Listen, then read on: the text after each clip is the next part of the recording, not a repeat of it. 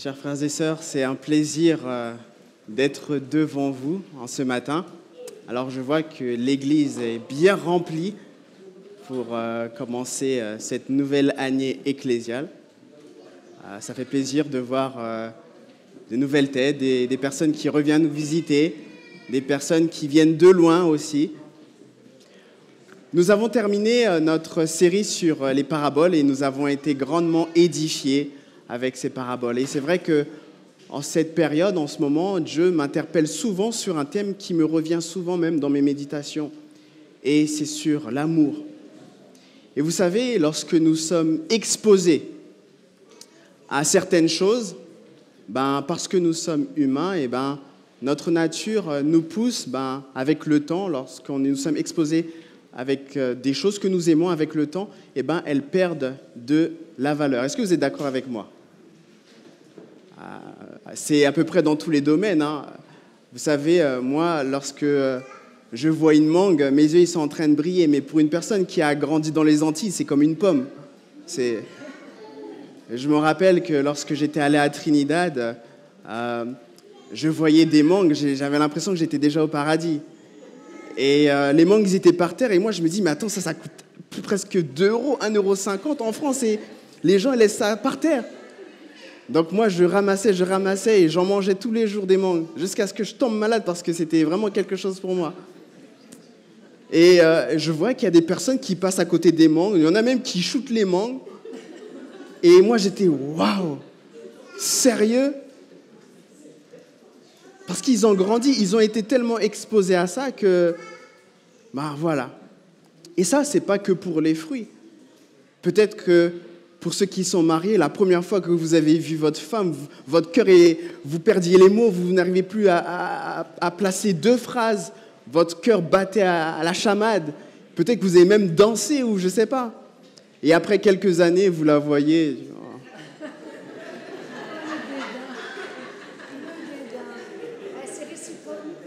C'est réciproque, c'est pas que les hommes, attention. Mais ça, c'est la nature humaine. Malheureusement, on voit ça pour des accessoires et même pour le confort. Aujourd'hui, si je prends une personne qui vit dans des milieux en voie de développement, qui viennent chez moi ou chez vous, ils vont dire « Waouh, qu'est-ce qu'ils sont riches !» Alors que nous, on ne va pas considérer qu'on est riche. Mais pour une personne qui vient du tiers-monde, voir qu'on a de l'eau potable même dans les toilettes, vous imaginez, c'est un choc pour cette personne. De l'eau, c'est-à-dire que dans les pires des cas, s'il y a une coupure, vous pouvez même prendre l'eau dans les toilettes et vous pouvez boire. C'est vrai que mentalement, ce n'est pas idéal, mais vous n'allez pas mourir. Il y a des personnes qui boivent l'eau qui stagne, remplie de matière fécale, parfois des bêtes ou de choses. Et nous vivons dans le confort. Mais parce qu'on est tellement habitué à ces choses, on devient un peu indifférent. On devient même indifférent au fait d'être chrétien. J'ai grandi dans l'église, j'ai toujours fréquenté l'église. Et puis, j'ai un ministère, j'ai même peut-être plusieurs fonctions à l'église. Et on vient à l'église pour faire des choses. Mais on le fait plus peut-être pour les papiers, juste pour montrer qu'on est présent et que on a fait notre part. Les gens, ils sont bien contents, j'ai fait un bon programme, ils ont été édifiés et je rentre à la maison. Mais finalement, ça n'a pas de réel impact dans ma vie. Est-ce que finalement, je suis réellement un chrétien ? Parce que si ça n'a pas d'impact dans ma vie, est-ce que je peux réellement dire que je suis un chrétien ?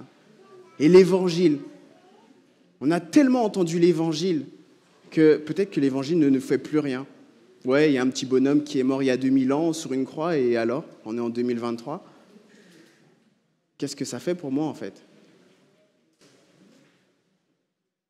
Un homme qui s'appelle Jésus est mort sur la croix il y a plus de 2000 ans, et comment il m'a sauvé la vie ? Il est mort, il est ressuscité, tant mieux pour lui, ça c'est quelque chose d'exceptionnel, mais en quoi je suis sauvé ? Finalement, est-ce que l'évangile a un impact dans notre vie ? Vous savez, si je traverse la rue et que je me fais écraser par un poids lourd et que je vais à l'église, les amis, j'ai fait une expérience ce matin. En venant à l'église, je me suis fait écraser par un poids lourd de plusieurs tonnes, mais Dieu m'a préservé, et puis là, je suis là devant vous. Vous n'allez pas dire, ah, le pasteur, il est un peu mytho, hein? Un peu beaucoup. Parce que lorsque vous êtes face à un camion de plusieurs tonnes et qui vous écrase, dire qu'il n'y a aucune séquelle, c'est difficile à croire. N'est-ce pas? Eh bien, c'est pareil avec l'évangile. Lorsque vous entendez l'évangile, normalement, ça doit produire un changement. Et là, c'est un petit peu le point que nous allons voir en ce matin. Et j'ai décidé d'intituler cette méditation « Êtes-vous passionné de Dieu ?» Alors tournez-vous vers la personne qui est à côté de vous et dites à la personne « Êtes-vous passionné de Dieu ?» Allez, allez.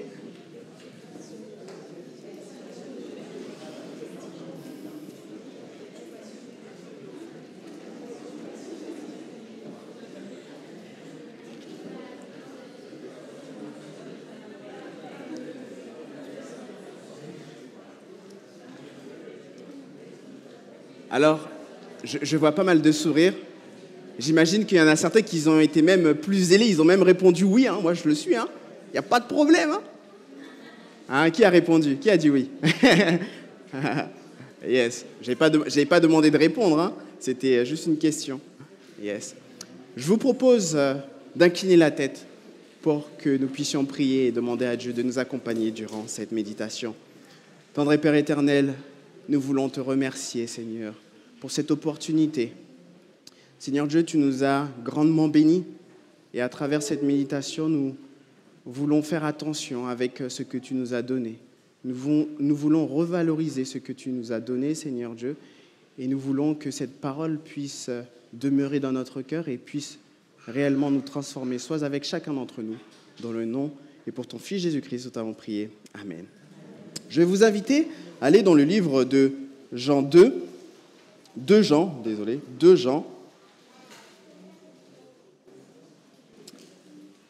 au verset 6.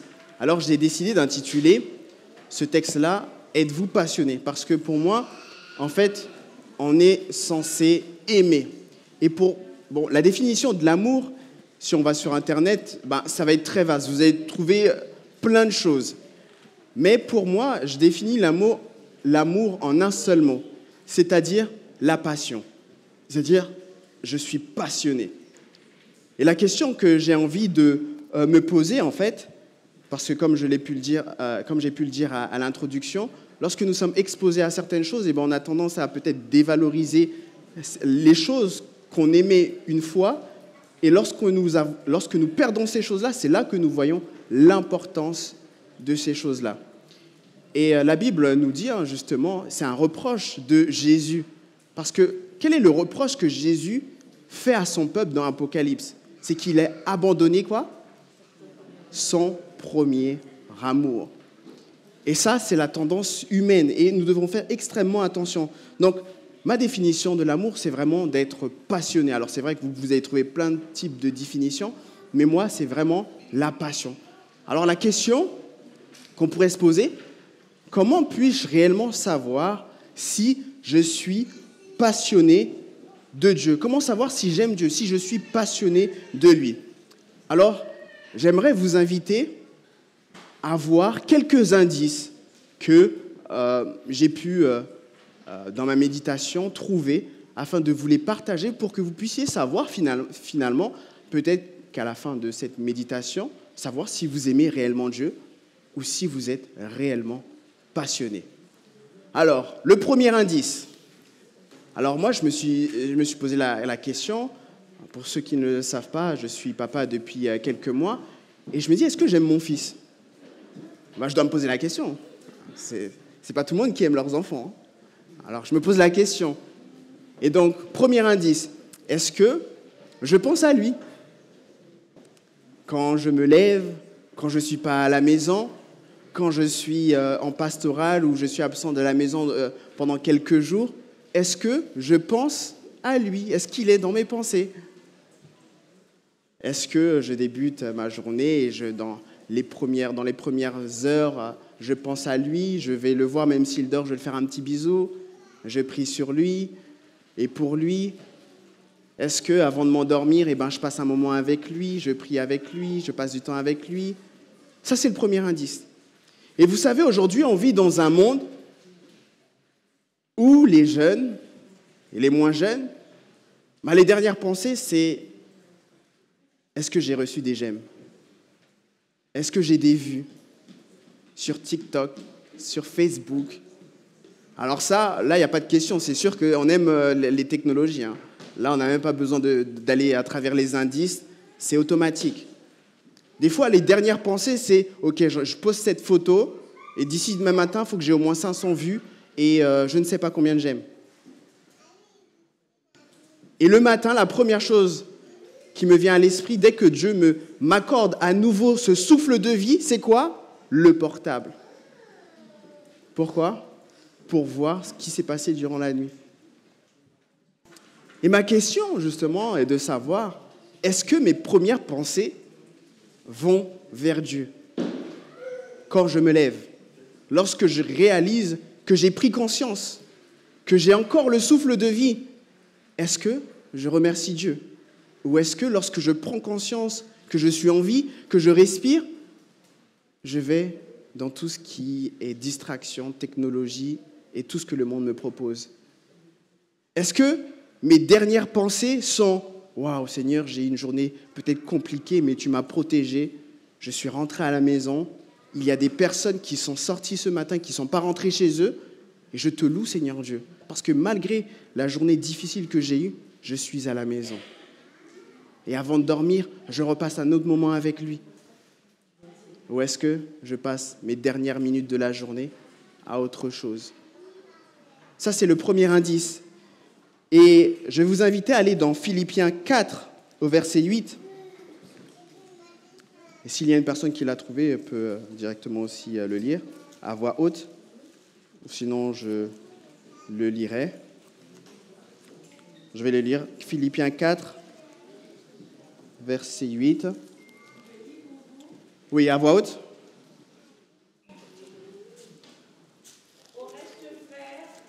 Que tout ce qui est vrai, tout ce qui est honorable, tout ce qui est juste, tout ce qui est pur, ce qui est aimable, tout ce qui mérite l'approbation, ce qui est vertueux et digne de louange, soit l'objet de vos pensées.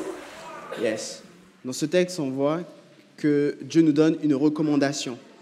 Tout ce qui est pur, honorable, juste, tout ce qui pourrait apporter justement gloire à notre Dieu doit être l'objet de nos pensées.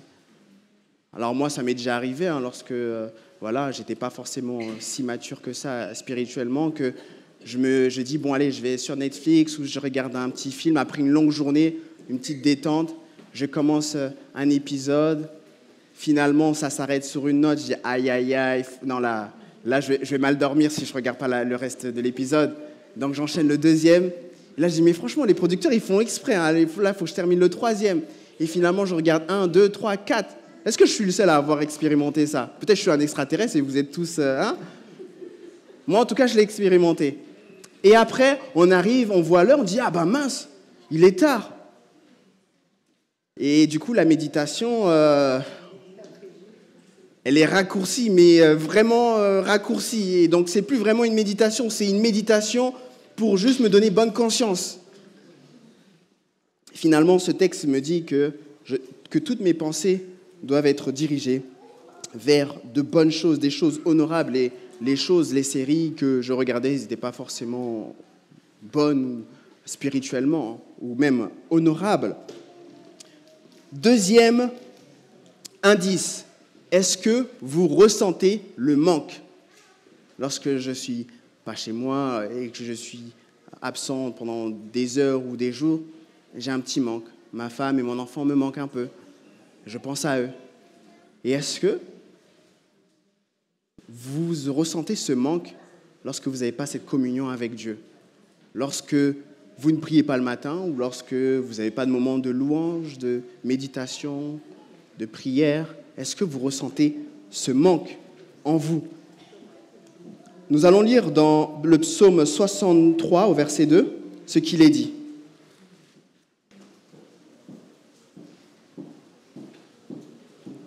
Le psaume 63.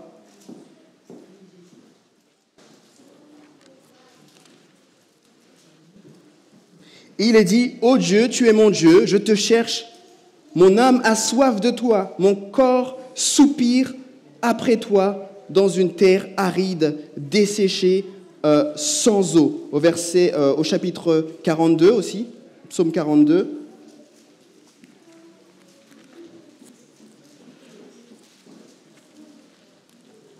Au verset 3, il est dit, « Mon âme a soif de Dieu, du Dieu vivant. Quand donc pourrais-je me présenter devant Dieu ?» Deuxième indice, est-ce que ce que nous venons de lire, c'est aussi l'objet de nos pensées? Est-ce qu'on ressent ce que ce psalmiste a pu dire dans ce poème? Est-ce que vous voulez réellement voir Dieu? Vous savez, il y a beaucoup de chrétiens ici, ou des personnes qui se disent chrétiens et qui veulent aller au ciel un jour. Mais au ciel, on adore Dieu, on loue Dieu. On va passer toute l'éternité à rechercher Dieu. Et si aujourd'hui, je n'ai pas ce sentiment de le rechercher dès à présent, ce n'est pas plus tard que je l'aurai. La parole nous dit, si vous entendez ma voix, c'est aujourd'hui qu'on doit prendre une décision. Et donc le deuxième indice, c'est de savoir, est-ce que je suis comme une personne dans le désert qui est assoiffée? Je ne sais pas si vous avez déjà été dans un endroit aride, vous avez soif et il n'y a pas d'eau. Vous avez vraiment soif, votre palais est sec. Eh bien, ce psalmiste, il compare cette soif à la soif de Dieu. Et si je n'ai pas cette soif, alors je dois faire en sorte d'avoir cette soif. Maintenant, le troisième indice, c'est est-ce que je prends plaisir à lire, à m'édifier, à prier? Et on le voit dans 1 Jean 5 au verset 3. 1 Jean 5 au verset 3, il est écrit « En effet, l'amour envers Dieu consiste à respecter ses commandements. Or, ces commandements ne représentent pas un fardeau. » C'est-à-dire que Dieu, dans les Saintes Écritures, nous donne des conseils, nous donne des commandements. Il nous dit de faire telle ou telle chose, on connaît plus ou moins les 10 commandements, mais à côté des 10 commandements, il y a aussi d'autres choses que Dieu nous prescrit. Il nous donne des conseils. Est-ce que lorsque je suis face à ces conseils, je réagis, oh franchement, Dieu quand même, il exagère un peu, on peut vivre un peu notre vie, un peu comme le monde. Il est un peu dur quand même. Moi, j'ai envie de profiter de faire les choses comme mes amis de l'école ou comme mes collègues de travail. Eux, ils sont libres. Est-ce que je vois les conseils qu'un Dieu d'amour, lorsqu'il me donne, est-ce que je les vois comme une contrainte? Ou est-ce que, finalement, je ne peux m'empêcher de prendre du plaisir en faisant les choses qu'il me donne? Vous savez, lorsque j'étais au lycée, il y a un ancien camarade de classe qui me dit « Ouais, mais toi, t'es pas libre, tu peux pas boire d'alcool, tu peux pas prendre telle ou telle chose, tu peux pas faire ceci, cela. » Et je lui ai dit « Mais en fait, je suis libre, si je veux, je peux le faire. Mais est-ce que ça va être bon pour moi, finalement ?» Aujourd'hui, cet ami, à l'heure où je vous parle, il est en prison. Parce que, finalement, il pensait qu'il était libre à cause de ces choses-là. Et finalement, il n'était jamais libre parce que lorsque nous tombons dans l'addiction, dans ce genre de choses-là, ben finalement, on n'est pas libre, mais on est esclave. Lorsqu'on n'a plus le choix de sortir de certaines choses, alors on est esclave. Donc nous devons faire extrêmement attention. Maintenant, il y a aussi un autre indice. Qui est Jésus pour vous? Qui est réellement Jésus pour vous? Jésus a posé la question aux disciples, Allons-y dans Matthieu 16 au verset 15. Qu'est-ce que Jésus a posé comme question? Que dites-vous que je suis?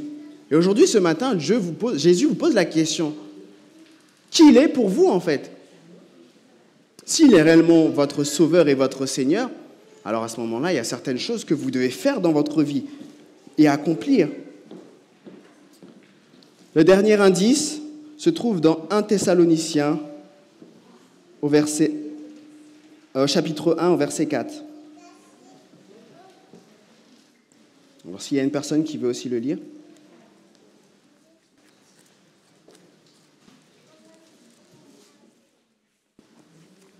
Yes, chapitre 1, verset 4.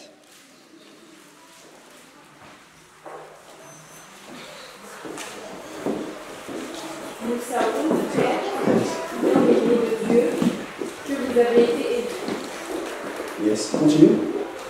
Notre évangile ne vous ayant pas été prêché en parole seulement, mais avec puissance, avec l'Esprit Saint, avec une telle persuasion, car vous n'ignorez pas que nous sommes montrés ainsi parmi vous.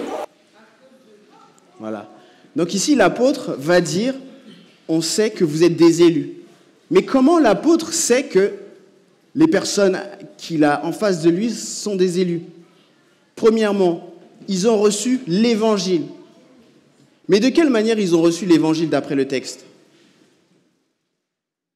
Qu'est-ce que le texte dit? De manière timidement? De manière fébrile? Ils ont reçu l'évangile puissamment. C'est-à-dire qu'ils ont vu sûrement des signes avec la puissance du Saint-Esprit.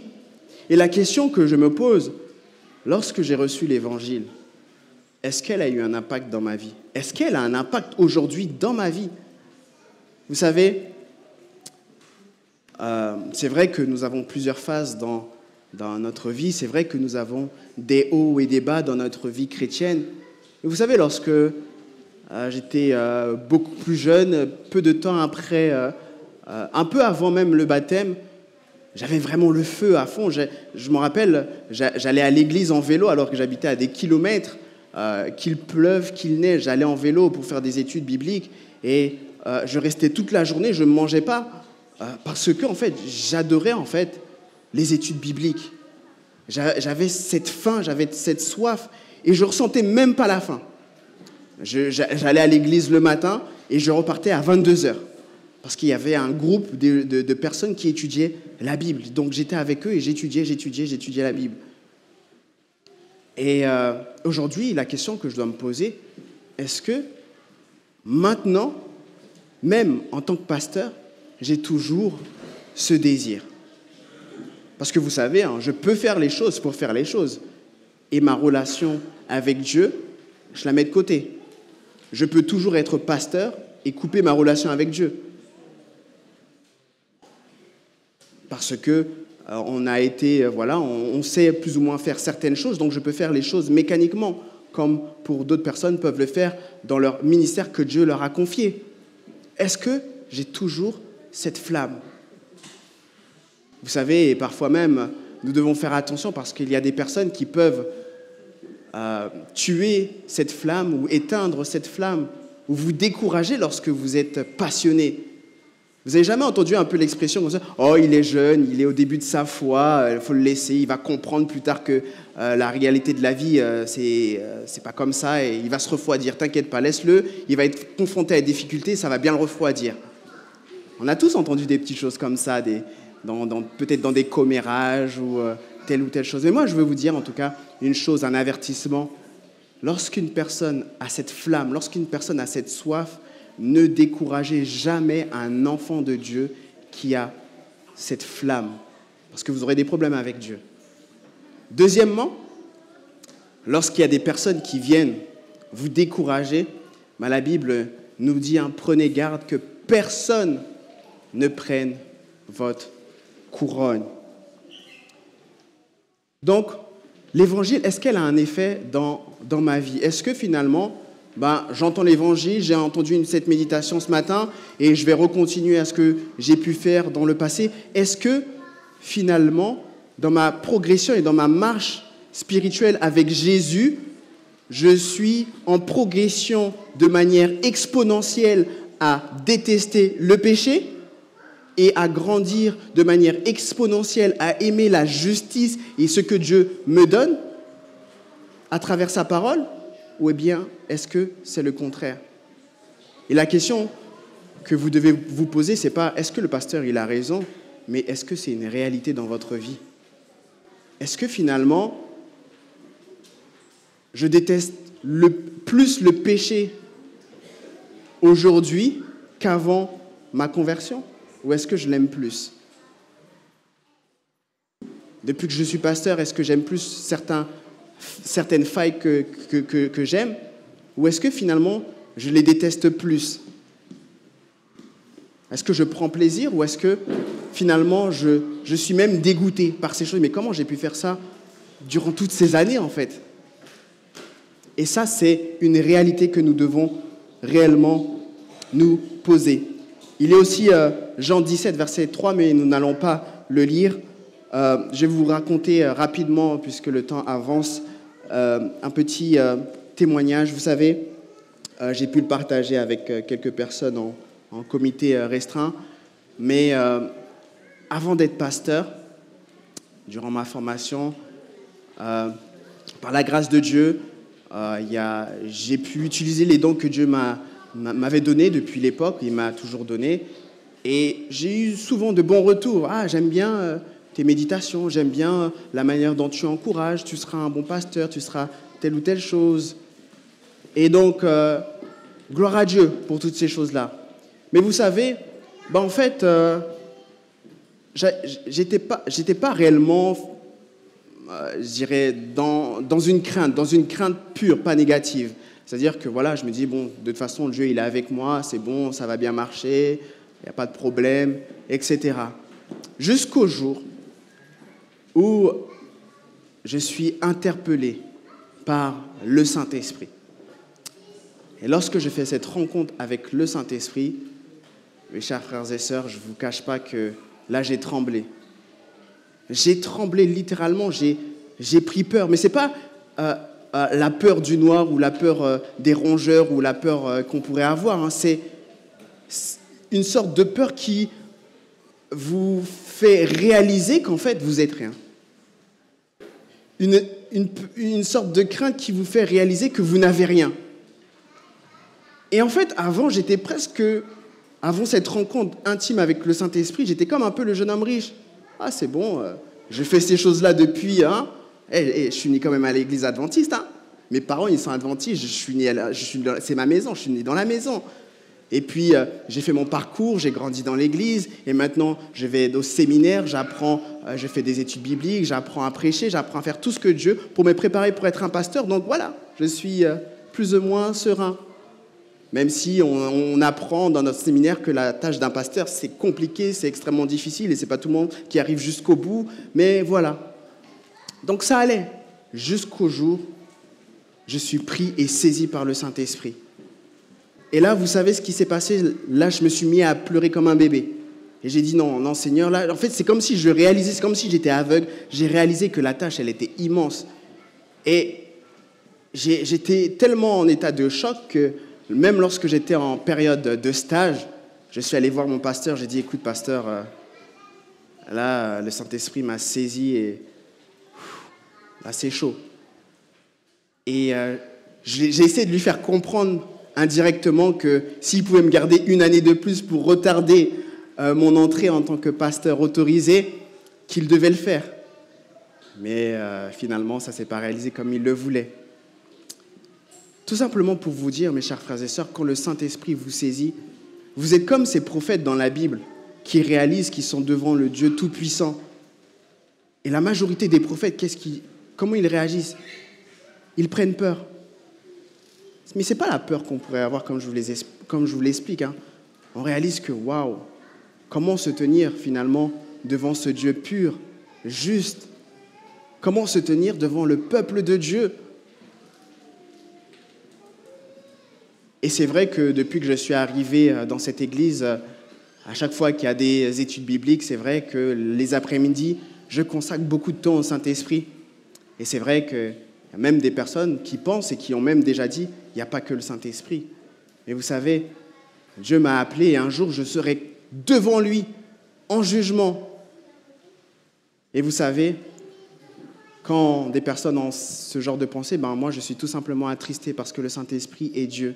Et venir dans la maison de Dieu pour ne pas parler de Dieu, c'est bien triste. Alors oui, je l'assume. C'est vrai que je fais souvent des méditations sur le Saint-Esprit. Pourquoi ? Parce que le Saint-Esprit m'a saisi et je veux que le Saint-Esprit puisse vous saisir afin qu'il puisse vous convaincre de péché, afin que vous puissiez vous détourner des choses terrestres et qu'un jour vous puissiez avoir cette robe de gloire, avoir ce corps incorruptible et vous tenir devant notre Dieu. Et c'est vrai que ça peut paraître un peu extrême, se dire franchement il est un peu trop sérieux et tout, etc. Mais chers frères et sœurs, c'est une question de vie ou de mort. C'est-à-dire qu'il y a certaines personnes qui sont dans cette assemblée qui vont hériter de ce corps incorruptible. Ça veut dire que si, imaginons qu'à l'instant T, là, Junior, il obtient son corps incorruptible, moi-même, je tombe par terre. Parce que ce corps incorruptible, il sera rempli de gloire, je serai devant, je ne pourrai même pas le regarder. Et c'est ça le sérieux de la situation. C'est vraiment une question de vie ou de mort. Les petites choses que nous aimons.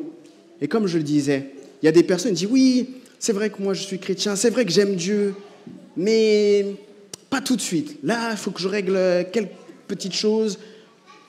Dans une semaine, allez, dans un mois, allez, à la loi du dimanche. Quand j'aurai profité de mon adolescence, quand j'aurai profité de ce que je vais profiter, je vais revenir à Dieu. » Hello? Est-ce que vous pensez que l'ange de la mort va vous envoyer un WhatsApp ou un TikTok ou un hashtag j'arrive?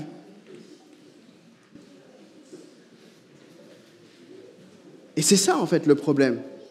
C'est qu'on remporte, mais on ne sait pas quand est-ce que la mort va venir nous prendre. Et si la mort nous prend au moment où on vit un style de vie en rébellion face ou contre Dieu, alors un jour vous allez vous retrouver devant le roi de l'univers. Et il va vous poser plusieurs questions. Pourquoi vous êtes rebellé? Pourquoi? Je t'ai donné le souffle de vie, qu'est-ce que tu as fait avec? Tu disais que tu m'aimais? Tu disais que tu étais passionné? Regarde le temps que tu as passé devant les jeux vidéo. Regarde le temps que tu as passé devant Netflix et regarde le temps que tu as passé dans ma parole. Et là, vous allez voir exactement le nombre d'heures que vous avez passé dans les choses terrestres et le nombre d'heures que vous avez passé dans la parole de Dieu, à méditer, à prier. Vous savez, des fois, là, sur votre portable, vous pouvez voir le nombre d'heures que vous avez passé devant votre écran. Ben, ça va être pareil devant Dieu. Vous n'aurez aucune excuse. Tous les feuilletons avec plein d'épisodes, des centaines d'épisodes, vous allez rendre compte à Dieu, mes chers frères et sœurs. Je ne dis pas ça pour vous faire peur.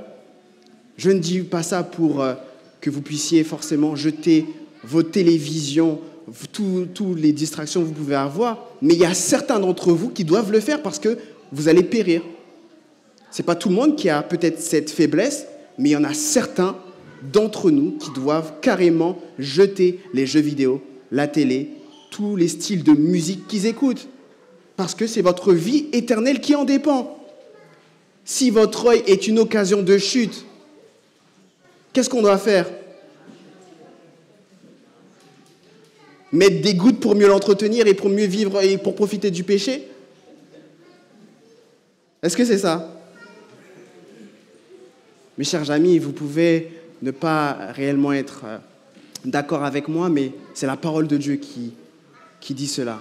Donc si vous n'êtes pas d'accord avec moi, je ne fais que dire ce que la parole de Dieu vous dit. Maintenant, j'ai envie de me poser la question, est-ce que je suis passionné? Est-ce que lorsque, finalement, je suis devant des personnes que je connais, devant des personnes que je ne connais pas, est-ce que ces personnes disent « Waouh, ce type-là, cette personne-là, elle a quelque chose. Elle m'inspire, elle a une sorte d'attraction, elle a un aura, ou elle a quelque chose, je ne sais pas. Elle respire le Christ, elle parle de Christ à chaque fois. Est-ce que je suis passionné? Êtes-vous passionné? Votre passion va vous conduire soit au ciel ou soit vers le lieu de la perdition. Et laissez-moi vous dire, que vous pouvez rater le paradis, mais vous ne pouvez pas rater l'enfer si vous continuez dans le style de vie que Dieu ne veut pas que vous puissiez avoir. Et ma question pour vous, c'est, êtes-vous passionné? Êtes-vous toujours passionné? Et seriez-vous toujours passionné lorsqu'il reviendra? Amen.